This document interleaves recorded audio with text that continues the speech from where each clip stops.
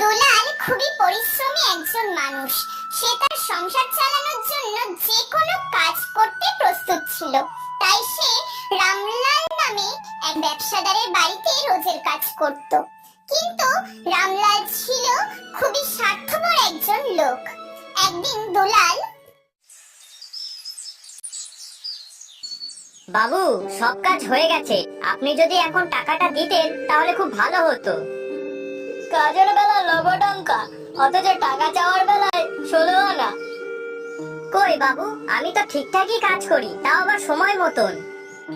কি মুখের ওপর আবার তর্ক করা হচ্ছে? হ্যাঁ, আমি কোথায় তর্ক করলাম? যেটা সত্যি সেটাই তো বললাম। আমি তো আমার সমস্ত কাজ সঠিক সময়ের মধ্যেই করে ফেলি, তাও আপনি এমনটা বলছেন। বেশ করেছি বলেছি। আর তাছাড়া তুই এখন আমাকে সত্যি মিথ্যে শিখাতে এসেছিস? দেখুন বাবু, আমি কোনো ঝামেলা করতে চাই না। আপনি এবার আমার টাকাটা দিয়ে দিন, আমি বাড়িতে যাব। এই নে ধর তোর টাকা। শোন, তোকে আর কাল থেকে কাজে আসতে হবে না। কিন্তু কেন বাবু? যে আমার মুখের উপরে কথা বলে তাকে আমি একদম পছন্দ করি না। যা, দূর হ এখান থেকে।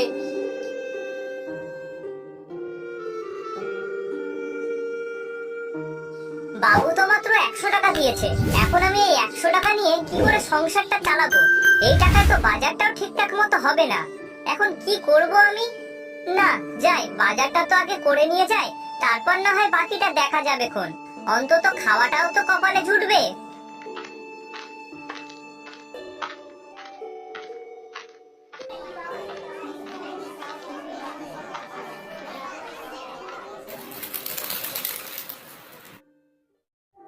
কি গো, কি হয়েছে? তোমাকে এত চিন্তিত লাগছে কেন? কি আবার হবে, আমার কপালটাই খারাপ, বুঝলে তো গিন্নি। কেন, কি হয়েছে নাকি? আর বলো না গিন্নি, ওই রামলাল বাবু আজকে কাজ থেকে বার করে দিয়েছে। কিন্তু কেন?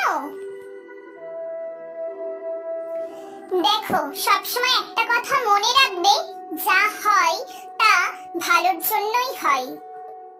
কিন্তু এতে আর ভালো হলো কই? আমার কাজটাই তো রইলো না। হ্যাঁ, তা ভালোই তো হয়েছে। তুমিই তো বলতে ওই রামলাল বাবু লোকটা তেমন ভালো না, টাকা পয়সাও ঠিকঠাক তেমন দেয় না। তার থেকে তো ভালোই হয়েছে কাজটা ছেড়ে দিয়েছো। হ্যাঁ, সে তো ঠিকই, কিন্তু এখন কাজ না থাকলে খাবোটা কি, আর সংসারটাই বা চলবে কি করে? কেন, নতুন কাজের সন্ধান করো, দেখবে ঠিক কোনো না কোনো একটা কাজ অবশ্যই পেয়ে যাবে। তাও ঠিকই বলেছো। না, চলো খেয়ে নেবে এবার। হ্যাঁ গিন্নি, চলো।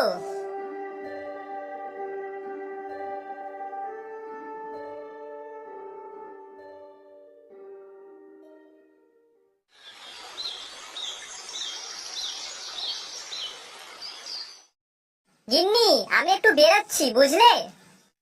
কোথায় যাচ্ছো? জানি না কোথায় যাব, তবে এদিক ওদিক কারোর কাছে গিয়ে দেখি যদি কোনো কাজ খুঁজে পাই কিনা। না হলে এভাবে বসে থাকলে তো আর হবে না। আচ্ছা যাও, তবে শোনো, বেশি চিন্তা করো না আবার। দেখবে ঠিক কোনো না কোনো একটা ব্যবস্থা নিশ্চয়ই হবে। ঠিক আছে, তুমি রান্না করো, আমি আসছি। আচ্ছা, সাবধানে যেও।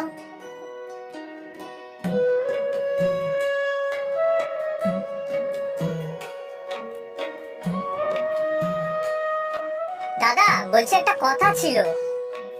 কি কথা? বলছি দাদা, তোমার কাছে কাজ করার মতো কোনো কাজ হবে? যে কোনো কাজ হলেই চলবে, তোমার দোকানেও যদি রাখো তাহলেও হবে। আসলে আমার একটা কাজের খুব দরকার। না না বাবা, আমার এখানে এইটুকু ছোট দোকান, এখানে তোকে কি করে কাজে রাখবো? আমার নিজেরই তাই ঠিকঠাক চলছে না, আর তোকে কি করে কাজে রাখি বলতো? না না, যা অন্য কোথাও গিয়ে খোঁজ। দুলাল কাজের সন্ধানে এদিক ওদিক ঘুরে বেড়াতে লাগলো। হে ভগবান, একটা পথ দেখাও তুমি, না হলে আমি কোথায় যাব? কাজ না পেলে তো না খেয়েই মরে যাব। কি করি এখন? সেই সকাল থেকে এদিক ওদিকে ঘুরে বেরিয়েছি, কোনো কাজ তো পেলাম না। না, তার থেকে বরং বাড়িতেই যাই।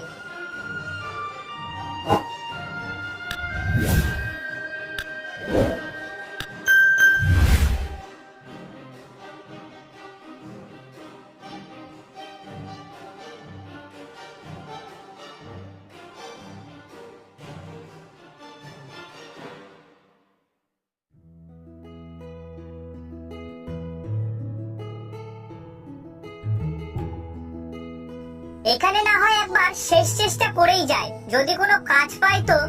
যাই, ভিতরে গিয়ে বলে দেখি একবার।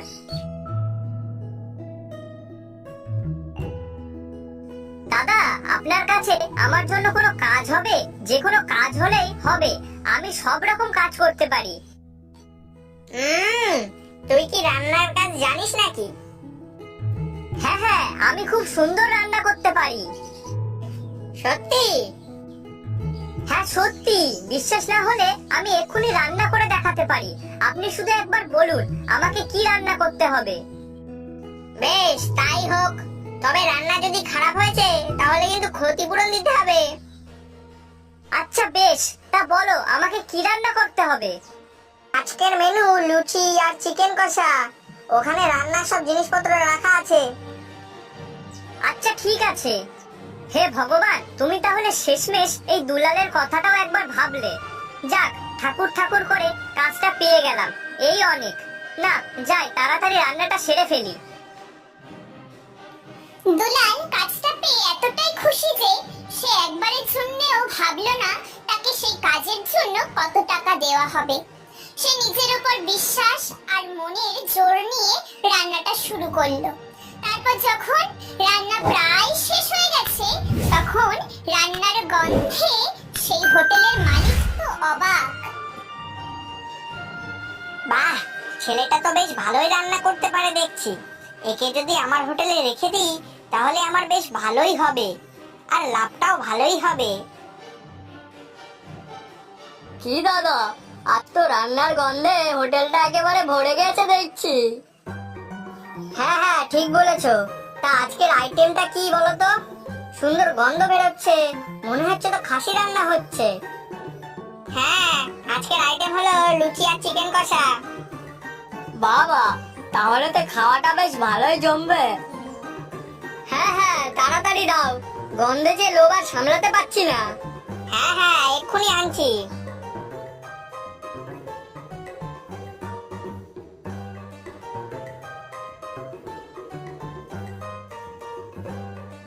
আরে দাদা, নতুন রাঁধুনি রেখেছো নাকি? হ্যাঁ গো। ওই জন্যই বলি, এত সুন্দর খাবারের গন্ধ বেরিয়েছে। নিন, খেয়ে বলুন তো দেখি রান্নাটা কেমন হয়েছে। বাহ, খুব সুন্দর রান্না হয়েছে। দাদা, আমরা কিন্তু এবার দিয়ে যখনই আসবো এই লুচি আর মটন কষাই খাবো, খুব ভালো লেগেছে। হ্যাঁ হ্যাঁ, অবশ্যই। কি দাদা, বিশ্বাস হলো তো আমি রান্না করতে পারি কিনা? সে আর বলতে। শোন, এবার থেকে কিন্তু সময় মতো হোটেলে কাজ করতে চলে আসবি। ঠিক আছে, তা এবার আমার রোজের টাকাটা দিন, আমি বাড়ির দিকে যাই। ও হ্যাঁ, দাঁড়া দাঁড়া, দিচ্ছি। মোটে 200 টাকা? আমি সেই সকাল থেকে যে এত রান্না বান্না করলাম তার জন্য মোটে 200 টাকা? হ্যাঁ, 200 টাকা। আরে তোর কপাল ভালো, তোকে 200 টাকা দিচ্ছি। আগের রাঁধুনিকে তো তাও দিতাম না। আর শোন, আমি কিন্তু এর থেকে বেশি টাকা দিতে পারবো না, তাই যা দিচ্ছি তাতেই খুশি হয়ে বাড়ি যা। নেই মামার চেয়ে কানা মামাই ভালো। যাক, এই কাজটা তো অন্তত আগের থেকে যথেষ্ট ভালো।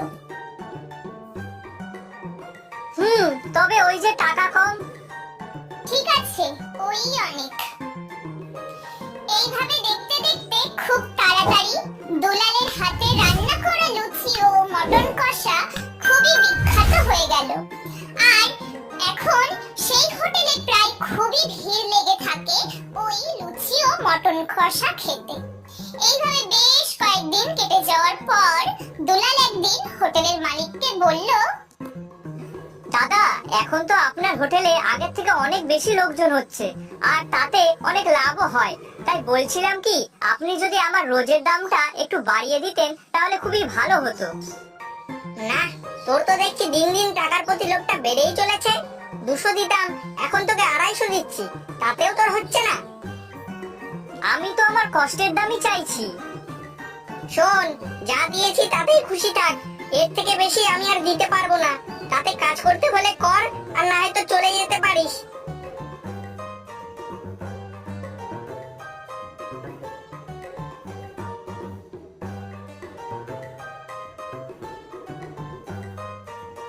গিন্নি, আমি ভেবেছি কি নিজের একটা ছোট্ট ধাবা খুলবো, আর সেখানে লুচি আর মটন কষা বিক্রি করব। আর হোটেল, সেটার কি হবে? ছেড়ে দেব। দেখো গিন্নি, ওখানে আমি রান্না করার পর দিয়ে হোটেলে বিক্রি বেশ ভালোই হয়, কিন্তু আমি যখনই টাকা চাই তখনই ঝামেলা করে। তাই ভাবছি আমি নিজেই একটা ব্যবসা শুরু করব। দেখো, তুমি যা ভালো বোঝো তাই করো। ঘরে তো কিছু টাকা রাখাই আছে, তাই দিয়ে না হয় শুরু করো। হ্যাঁ, আমি কালকেই ধাবাটা খুলবো।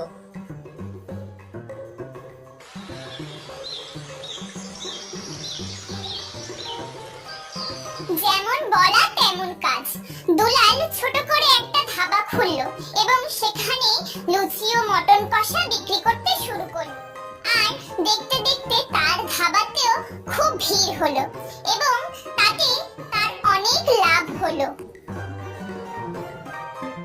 হ্যাঁ গো, এই ধাবা খুলে প্রথম দিনই তো আমাদের অনেক লাভ হয়েছে যে দেখছি। হ্যাঁ গিন্নি, এবার থেকে আমি এই ধাবাটাই চালাবো, আর তুমি আমার কাজে সাহায্য করে দেবে। একদম, দেখলে তো আমি বলেছিলাম না, যা হয় ভালোর জন্যই হয়।